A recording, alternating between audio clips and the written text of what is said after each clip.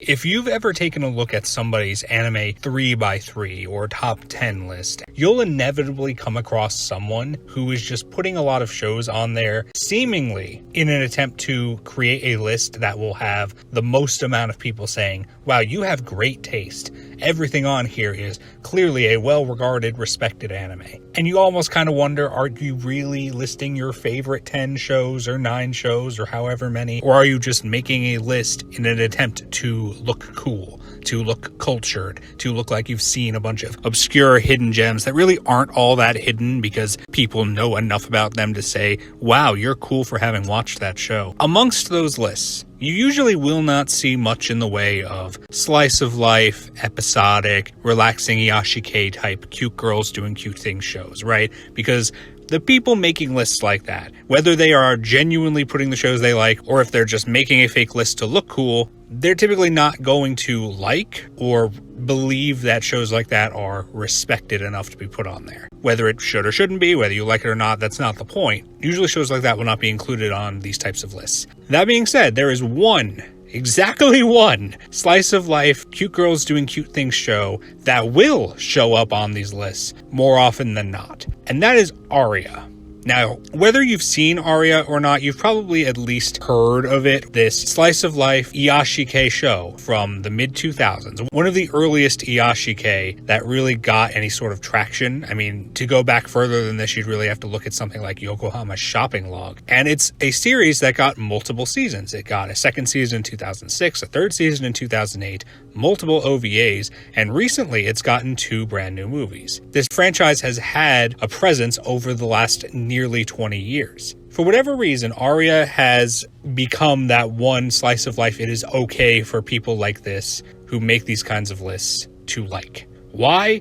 There's a number of possible reasons, because it's somewhat old. I mean, it is 18 years old at this point, because it is one of those first iyashikei, and you could argue people were putting this on their lists because iyashikei was not as abundant and they wanted to respect iyashikei because they liked it, but they didn't know what it was, and there weren't a lot of other examples, whereas now there's still not a lot of examples, but there are certainly more you could put on there instead. For whatever reason, Aria became the one it was okay to like, the one slice of life that was good in the eyes of these people. Which begs the question, because we're not talking about Aria in this video. We're talking about a completely different anime, but one that is inexorably connected to Aria because they were created by the same person, and there are references in both the show we're going to talk about and in Aria itself in its most recent movies to each other. Why did this show, Aria's sister show, Amanchu, never quite get the same level of traction as Aria? Why don't you see Amanchu on these types of lists? Because they're certainly still out there. There are still people making these lists, these 3x3s, these top 10s that include Aria. Why don't we see Amanchu there either alongside it or instead of it? Because if it's Aria's sister series, if it's made by the same person, it has a lot of the same elements. They're both water-themed shows. Why is it not on the same level in terms of at least respect? Because neither one, I would necessarily say, is ridiculously popular amongst general audiences. But amongst this type of crowd, why is Amanchu not there? So let's talk about what exactly Amanchu is, and to a lesser extent what Aria is. Amanchu is an iyashikei about a girl who moves to a new town by the ocean, makes new friends, and ends up developing the desire to go scuba diving. And the majority of season 1 of Amanchu, because the show has 2 seasons, one in 2016, one in 2018 with an OVA in between, so less than Aria, but still not nothing in terms of episode count. First season primarily focuses on learning to scuba dive. And you would think with this setting, by the ocean, by the beach, with some of the great visuals, amazing visuals, honestly, that you see in the opening, that this show would really give you those atmospheric vibes by focusing a lot on these sort of summery, beachy kind of scenes. And that's what I thought. That's what I was expecting when I went into this show. But season 1 doesn't have nearly as much of that as you would expect, because so much of the show ends up being focused on learning how to scuba dive. And you would think, well, if you're learning how to scuba dive, you gotta need the ocean, right? Well, no, because you can use a pool. And because the main character of the show is little by little going through the process, the very technical process of learning how to scuba dive, a lot of what she and her friends do is practice at the pool at school, practice at a local pool in a gym, and take all of these certification tests in order to say, okay, I know everything I need in order to safely scuba dive. A lot of it is not super interesting unless you're also looking to become a scuba diver. And because of that, you don't really get the kind of vibes that you would expect from an iyashikei, and specifically one that's supposed to be super, super water themed. Especially if you have come off of Aria, because Aria is set in this future where Mars has been terraformed and renamed into Planet Aqua, and the whole planet is a water world, and it's set in Neo Venezia, literally New Venice, with all these canals, and the main characters are gondola pilots, and there's so much in terms of water scenery, so much relaxing visuals, and it does other things beyond just focus on the water. But you would think that Amanchu, because of its pedigree and because of how it was billing itself, that its first season would spend a lot more time at the beach and in the ocean than it ended up actually doing. And I think that turned people off. At least it certainly made me more sour on the show than I wanted to be, because I just didn't really get what I wanted. If I hadn't already seen Aria, maybe I wouldn't have felt that way, but I feel like the way the show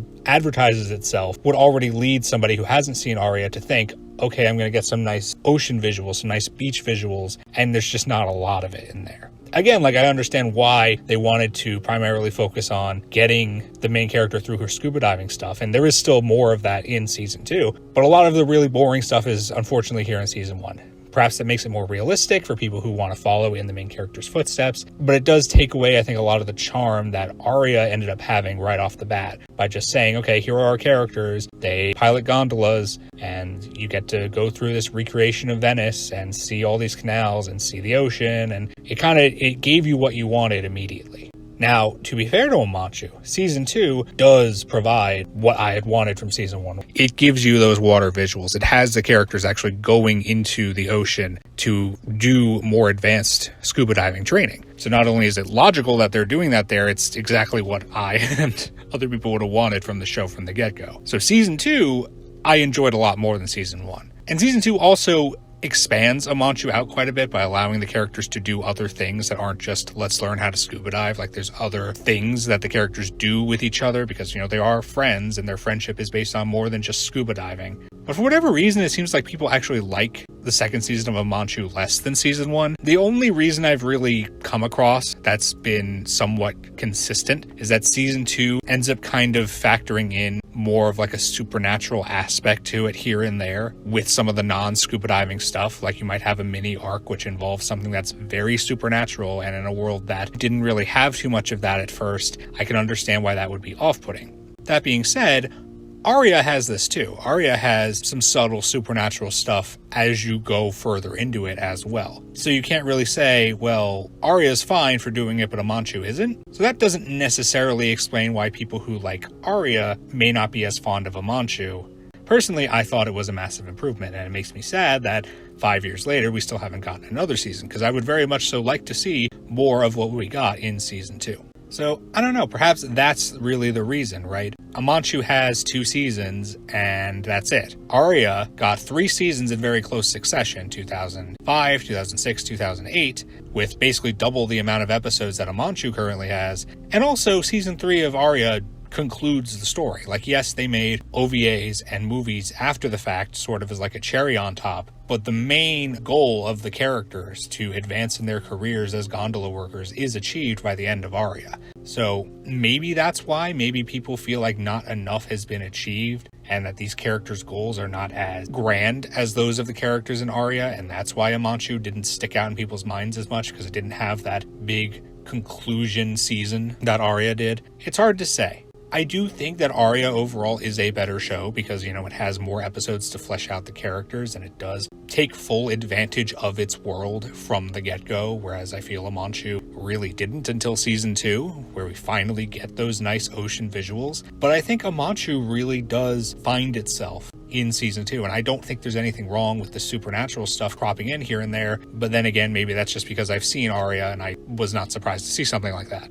So I guess the point of this video is, give Amanchu a chance. If you've seen Aria and have been hesitating to try out Amanchu because it doesn't have as much of a discussion around it like Aria does, give it a shot. Just kind of bear with it in season 1 if you really want those ocean visuals, because you'll get a lot more of it in season 2. I'd like to think that if we ever get more of Amanchu, it'll eventually get more of a foothold within the iyashikei community and perhaps within the community of people who make 3x3s of shows that won't get them much criticism or pushback. But regardless, I think Amanchu should be considered, both amongst the iyashikei fans and amongst people who just want to put a quote-unquote respectable slice of life on their 3x3. If you like Aria and you like what Aria has to offer, you'll find a lot of that in Amanchu. It's not perfect, it definitely has its flaws, but by the end of it, I think you'll be pleased with it.